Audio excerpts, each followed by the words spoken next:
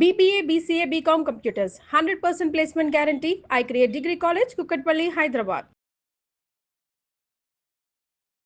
అందరికీ నమస్కారం. నా పేరు మాధురి. మీరు చూస్తుంది సుమన్ టీవీ నెట్వర్క్. ప్రస్తుతం మనతో పాటు ఉన్నారు ప్రముఖ జ్యోతిష్య వాస్తు పండితులు బ్రహ్మశ్రీ నానాజీ పట్నాయక్ గారు. నమస్కారం గురువు గారు. శ్రీమాత్రే నమః. గురువు గారు, నిన్నే మనకి రష్యాలో భూకంపము, సునామీ కూడా వచ్చేసింది. అంటే ఓవరాల్ గా చూసుకున్నట్లయితే 2025లో ప్రకృతి వైపరీత్యాలు మొత్తం ప్రపంచం అంతా కూడా ఏదో ఒక ప్రాంతంలో జరుగుతూనే ఉంది. మయన్మార్ భూకంపం కూడా చాలా పెద్ద భూకంపము, కారు చిచ్చు యుఎస్ లో జరిగిన లాస్ ఏంజల్స్ లో, ఇలాంటి ప్రకృతి వైపరీత్యాలు అంటే సంవత్సరం ఇంకా 6 నెలలే కంప్లీట్ అయ్యింది. ఈ లోపులోనే ఇంత దారుణంగా ఉంది. తర్వాత ఎలా ఉండబోతుంది అంటారు? అసలు మనకి సిద్ధాంతులు ఎవరైతే ఉన్నారో పంచాంగాల్లో చాలా స్పష్టంగా ఈ విషయాన్ని రాయడం జరిగింది. మనం కూడా అంటే ఇంకా విశ్వవసునామ సంవత్సరం ప్రారంభంలో చెప్పుకున్నాం. జలరాశుల్లో కుజుడు ఎంటర్ అయ్యాడు, దాని తర్వాత భూతత్వ రాశుల్లోకి వస్తున్నాడు. దీనివల్ల కొన్ని లాభాలు ఉంటాయి, కొన్ని విపత్తులు ఉంటాయి. అందులో ప్రధానంగా భూతత్వ రాశుల్లోకి ఒక 3 రోజులు అయింది ఆయన కుజుడు వచ్చి. భూతత్వ రాశుల్లో కుజుడు వచ్చినందుకు 3 రకాల ఫలితాలు, 2 కూడా కాదు 3 రకాల ఫలితాలు. ఒకటి భూకంపాలు, రెండవది మిలిటరీ వాళ్ళు, ఎందుకంటే ఈ సంవత్సరం మనకి దృక్ సిద్ధాంతము మరియు పూర్వ సిద్ధాంతం అని 2 ఉంటాయి. ఆ సిద్ధాంతాల పరంగా శని అయ్యాడు ఒక దాంట్లో సైన్యాధిపతి, ఒక సిద్ధాంతం పరంగా బుధుడు అయ్యాడు. కాబట్టి ఎప్పుడైతే కుజుడు ఒక 3 రోజుల క్రితం వచ్చాడో, అందుకే చూడండి మీకు పెహల్గాం దాడి చేసినటువంటి వాళ్ళ మీద అటాక్ జరిపి వాళ్ళని హతమార్చడం జరిగింది. ఓకే, సో ఆ మిలిటరీకి ఒక శక్తిని ఇవ్వడం, మిలిటరీ ఫోర్స్ఫుల్గా పనిచేయడం, తెలివిగా పట్టుకోవడం, కొద్దిగా మిలిటరీ సంబంధించినప్పుడు మనకి మొన్న అటాక్స్ జరిగినప్పుడు మన యొక్క సైన్యం కానివ్వండి, మన యొక్క ఆయుధ సంబంధించింది కానివ్వండి, ఒక రకమైనటువంటి ప్రపంచవ్యాప్తంగా అదొక పేరు తెచ్చుకుంది. దాని వలన ఇప్పుడు మనకు దాదాపుగా ఒక 20 దేశాల నుంచి వచ్చినా ఆశ్చర్యపోవాల్సిన లేదు ఆర్డర్స్. సో ఈ 45 రోజులు అంటే గతంలో కుజుడు మనకి సింహరాశిలో ఉన్నప్పుడే దాన్ని ఇచ్చేస్తాడు, దాని రిజల్ట్ ఇచ్చేస్తాడు ఒక 2 నెలల క్రితం నుంచి.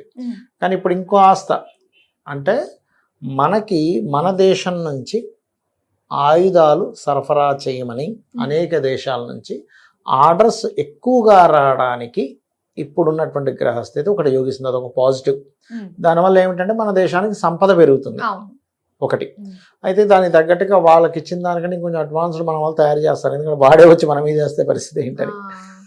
ఇక రెండవది ఏంటంటే చాకచక్యంగా పోలీస్ డిపార్ట్మెంట్ వాళ్ళు కానివ్వండి, మిలిటరీ వాళ్ళు కానివ్వండి, ఆర్మీ కావచ్చు, నేవీ కావచ్చు, వీళ్ళ మీద కొంత దాడులు, వీళ్ళు శత్రువుల పైన చక్కగా తెలివిగా దాడి చేయడం అనేటువంటిది స్పష్టంగా ఉంటుంది ఈ 45 రోజుల పాటు.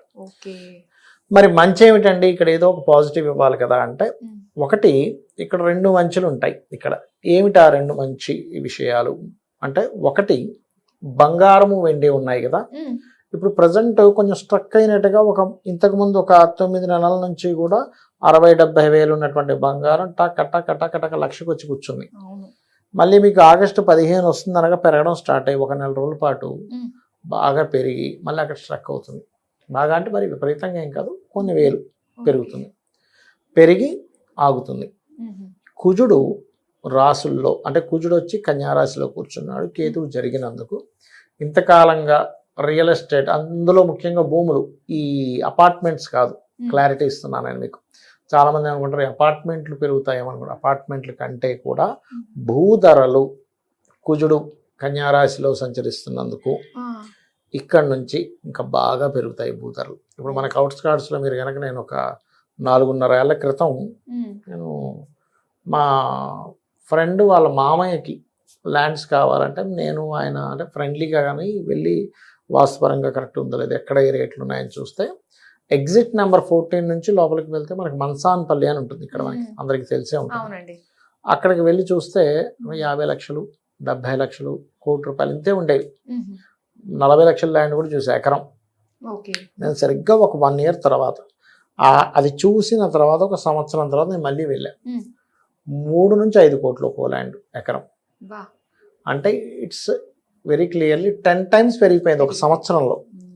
అప్పుడు పెరిగిన ఇది మన ఎలక్షన్స్కి ముందు ఎప్పుడైతే మనకి ఈ కేతువు కన్యా రాశిలోకి ఎంటర్ అయ్యాడో సంవత్సరంన్నర క్రితం, అంటే సంవత్సరం 20 నెలల క్రితం, అక్కడి నుంచి స్ట్రక్ అయిపోయాయి ల్యాండ్స్, ఇంక పెరగట్ల.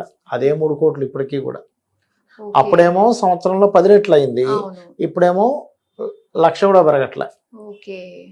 ఎందుకు అంటే because of Ketu is in కన్యా రాశి ఇంతకాలం. ఇప్పుడు కేతు సింహంలోకి వెళ్ళాడు, అక్కడ గోల్డ్ని కొంత కంట్రోల్ చేస్తాడు. కాకపోతే కొంత ఈ 15వ తేదీ నుంచి మరింత పెరుగుతుంది, ఒక నెల రోజుల పాటు కొంచెం పుంజుకుంటుంది, తర్వాత మళ్ళీ స్ట్రక్ అవుతుంది.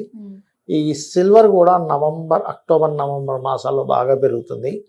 నెక్స్ట్ ఇయర్ మే నుంచి ఇంకా విపరీతంగా పెరుగుతుంది సిల్వర్.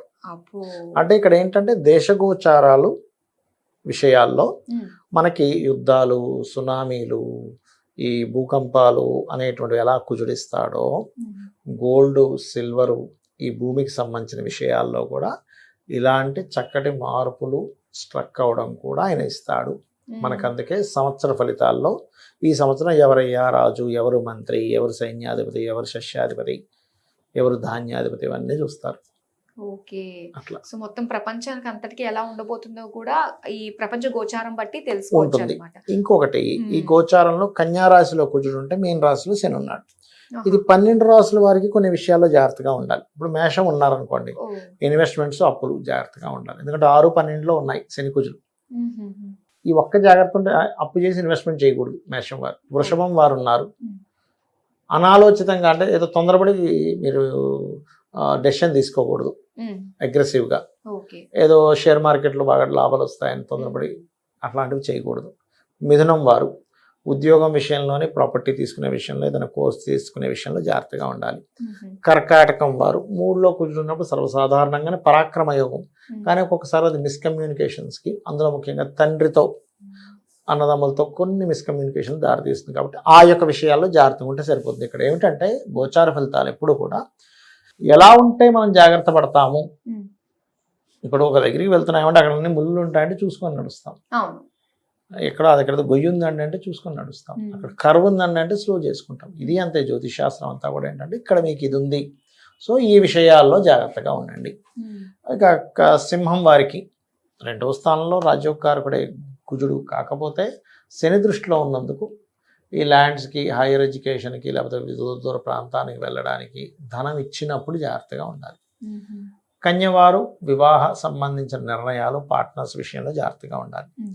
తులవారు అప్పులు, ఇన్వెస్ట్మెంట్స్ విషయంలో వీరు కూడా జాగ్రత్తగా ఉండాలి మేషం వారిలాగా. ఎందుకంటే వారికి 6/12, వీరికి 6/12 కాబట్టి. వృశ్చికం వారికి పంచమ లాభాలు కాబట్టి ఇక్కడ కూడా షేర్ మార్కెట్, ఫ్రెండ్స్తోని, ప్రేమించిన వారితో వివాహం కోసం చేసే కొంత స్ట్రెస్, ఇవన్నీ ఉంటాయి కొత్తగా ఎవరైనా పరిచయమైన వాళ్ళతో.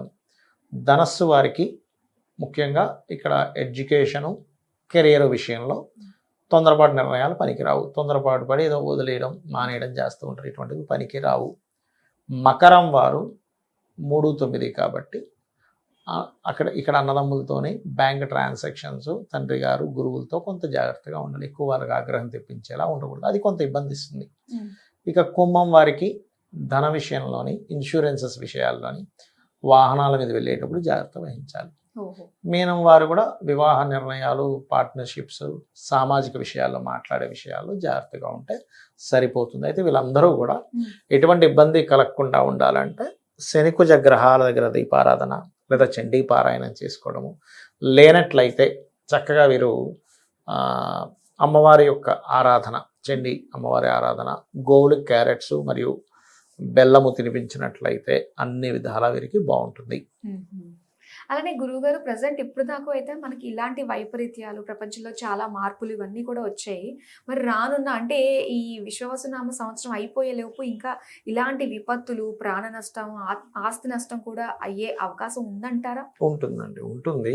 ఎందుకంటే ఈ సంవత్సరం ఉన్నటువంటి గ్రహస్థితులు కొద్దిగా అలా ఉన్నాయి. కాకపోతే ఈ కుజుడు కన్యా రాశిలో ఉన్నప్పుడు ఇటువంటి ప్రభావం ఇస్తూ ఉంటాడు. ఓకే, ఏదన్నా కూడా దేవుడి మీద భారం వేసి అంతా మంచి జరగాలి, సర్వేజన సుఖనోభవంతు అనుకుంటూ ముందుకు వెళ్ళాలి.